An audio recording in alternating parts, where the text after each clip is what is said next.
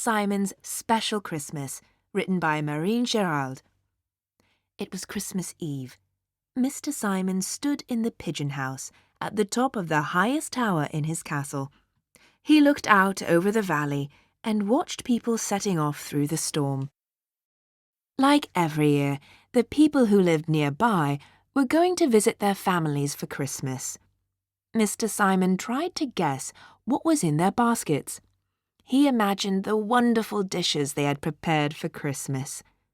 Mr. Simon loved good food, but sadly, he didn't know how to cook. So that evening, he was planning to open a tin of peas with ham, just like every evening. The storm was getting worse, and it was beginning to snow. Mr. Simon left the pigeon house and went down to check the fire in the big kitchen.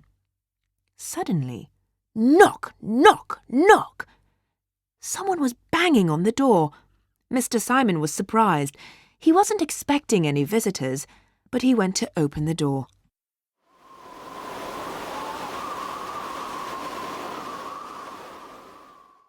An icy wind came rushing into the castle. Snow blew in Mr. Simon's face. He could just make out 4 shivering figures. He said, "Goodness me, come in, quick!"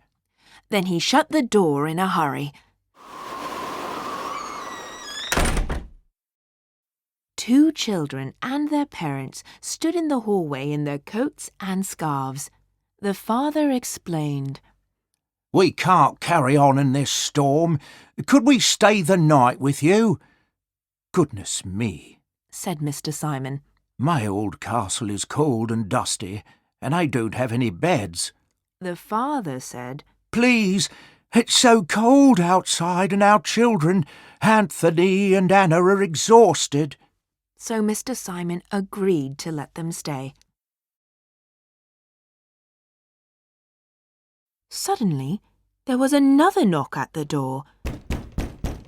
It was Mrs. Lewis and her son Angus, also looking for a place to shelter. Mr. Simon had just closed the door again when there was another knock. It was Tim and Louise. Then the big Farrell family arrived, followed by Mr. and Mrs. Story and their 2 daughters. What a lot of people! That night, everybody would have to stay at Mr. Simon's castle. Everyone gathered in the big castle kitchen. The guests took off their wet coats and shoes and socks and sat by the fire to get warm. Mr. Simon said, "I'm sorry, my castle is very big, but because I live alone, I only heat the kitchen. Goodness me, I have nothing to offer you for dinner. I've only got ham and peas." Little Anthony said, "Peas? I love peas." Everyone laughed.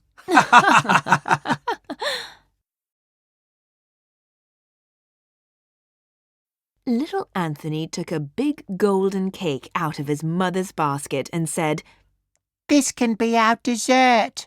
Then all the guests opened their baskets. Mrs. Lewis took out a chocolate mousse. Tim had a ham. The Farrell family had vegetables. Mr. Story had 5 tasty cheeses. And Louise had some delicious creamy desserts. Mr. Simon couldn't believe his eyes. Everybody sat around the big table. Mr. Simon was very happy. He had never had such a good meal, and in such good company, too. He wanted this dinner to last all night long. But suddenly, little Anthony looked sad. He whispered in Mr. Simon's ear, "How will Father Christmas find us here?" "Goodness me, that's a good question," said Mr. Simon. He scratched his chin and thought about it. Then he said, "I think I have an idea." Mr. Simon took little Anthony's hand. Together, they walked through some dark, empty rooms until they got to the main staircase. They climbed up to the top of the highest tower in the castle, as far as the pigeon house. Mr. Simon took a piece of paper and a pencil out of his dressing-gown pocket. He scribbled a long message and attached it to the leg of a beautiful grey-blue pigeon. Mr. Simon looked at little Anthony and said, "Freddie is the most amazing carrier pigeon. He will make sure Father Christmas finds you all." He kissed the pigeon and let him fly off into the storm. When it was bedtime, Mr. Simon got lots of cushions and blankets. They moved the big table and everyone settled down on the floor around the fireplace. Before going to sleep, little Anthony whispered, Can we come back and celebrate Christmas with you next year? Mr. Simon smiled and said, "Goodness me, yes. It will be my pleasure." Soon all the guests were asleep. Mr. Simon stayed awake that night. He was enjoying having his home full of people, and he wanted to make sure that Father Christmas didn't forget anyone.